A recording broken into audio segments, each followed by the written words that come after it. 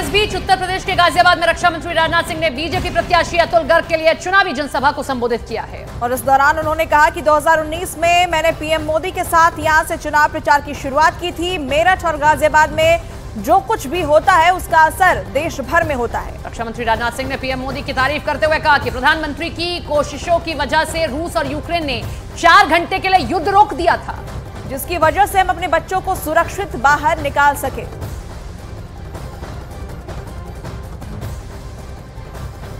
किसी भी राजनीतिक पार्टी में होता है, आज कोई प्रत्याशी है, यह आवश्यक नहीं है कि वह कल प्रत्याशी रहेगा, कल दूसरा भी प्रत्याशी आता है, अन्य लोगों को भी अवसर प्राप्त होना चाहिए।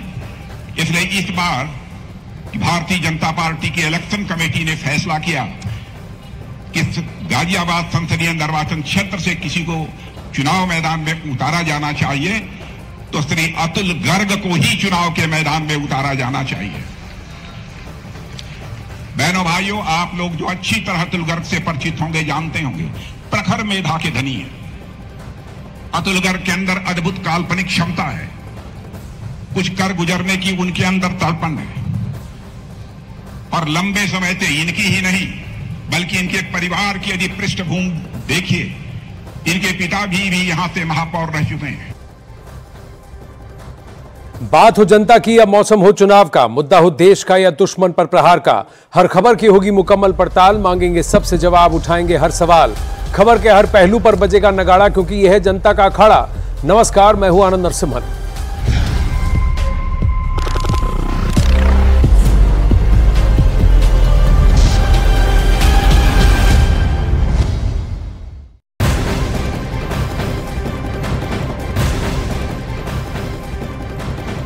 अखाड़े के इस अध्याय की शुरुआत करेंगे अरविंद केजरीवाल से जुड़ी खबरों से। अरविंद केजरीवाल की अर्जी पर दिल्ली हाईकोर्ट में फिलहाल सुनवाई जारी है। अरविंद केजरीवाल ने अपनी गिरफ्तारी के विरोध में दिल्ली हाईकोर्ट में अर्जी दाखिल की है, लेकिन सीधा चलते हैं, चलते हैं आपको वायनाड, जहां राहुल गांधी अपना नामांकन भर रहे हैं। राहुल गांधी अब वहां मौजूद प्रेस के सामने अपना वायनाड से फिर से चुने जाने के लिए अपना नामांकन भर रहे हैं।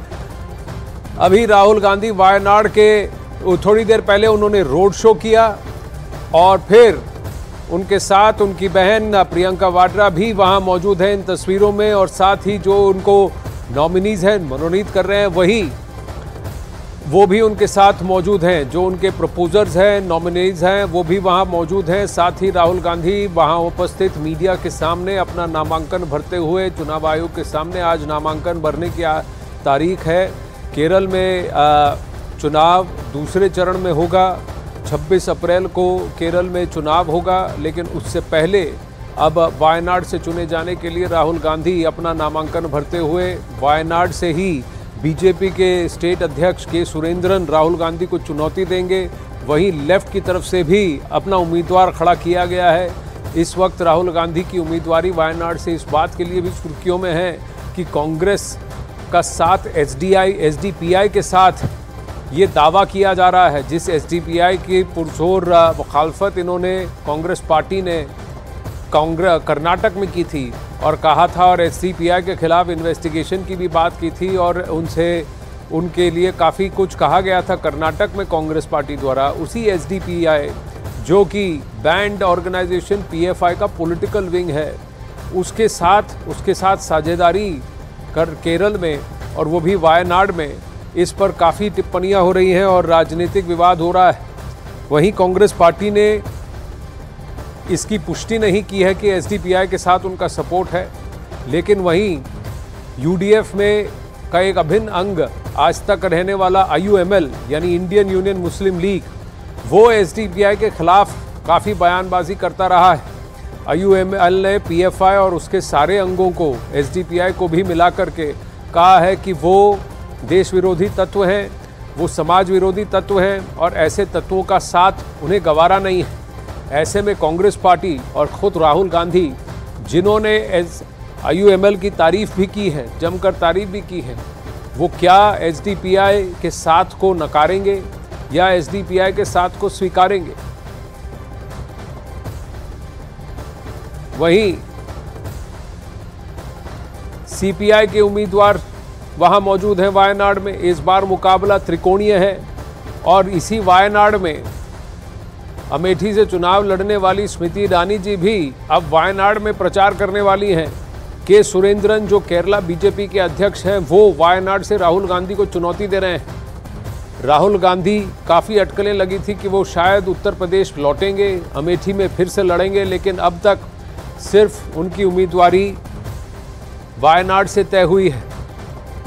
वायनाड का वोट गणित कुछ इस तरह से कि नॉन हिंदू वोट करीब 51% है, मुस्लिम वोट, ईसाई वोट मिलाकर कुल जमा 51% वोट होते हैं। 49% रिकॉर्ड्स के तहत वहां वायनाड में हिंदू वोट है।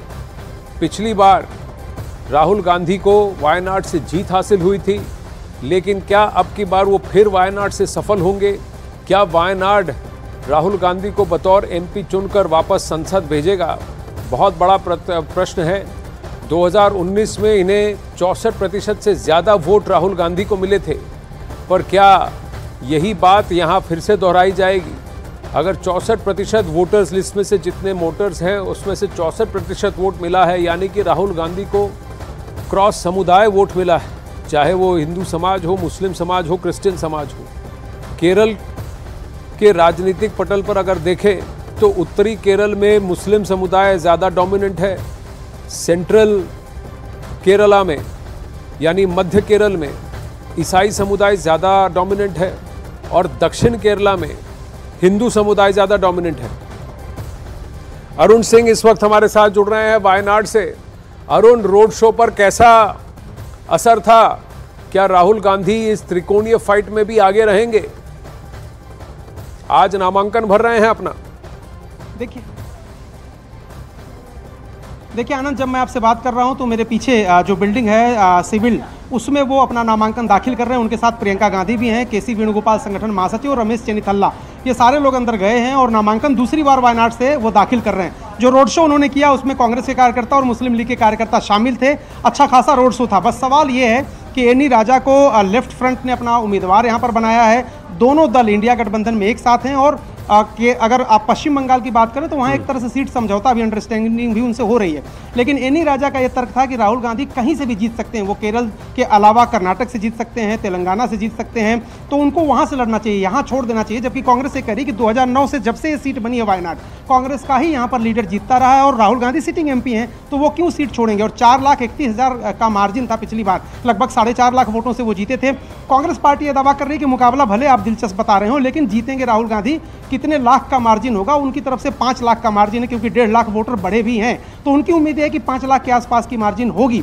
लेकिन इतना जरूर कहूंगा, पिछला चुनाव बहुत ही नीरस था, राहुल गांधी एक तरफा लड़ाई लड़ रहे थे। इस बार एनी राजा लेफ्ट की चूंकि इस इलाके में पकड़ है, वो एनी राजा भी ठीक लड़ रही हैं और सुरेंद्रन भी अच्छा खासा लड़ेंगे। लेकिन मुश्किल ये है कि चूंकि ये पूरा जो इलाका है वायनाड का, अगर इसकी डेमोग्राफी देखें आप, वोटर्स देखें अगर आप, तो मुस्लिम वोटर्स की संख्या बहुत ज़्यादा है, 50% के आसपास। तो मुस्लिम वोटर्स चूंकि राहुल गांधी के साथ है, मुस्लिम लीग साथ है, तो राहुल गांधी को जीतने में कोई दिक्कत होती नजर नहीं आ रही है। लेकिन आनंद, ये चुनाव है, चुनाव में कभी भी कुछ भी हो जाता है। एक मुद्दा पूरी बाजी पलट देता है, लेकिन राहुल गांधी कंफर्टेबली जीत जाएंगे।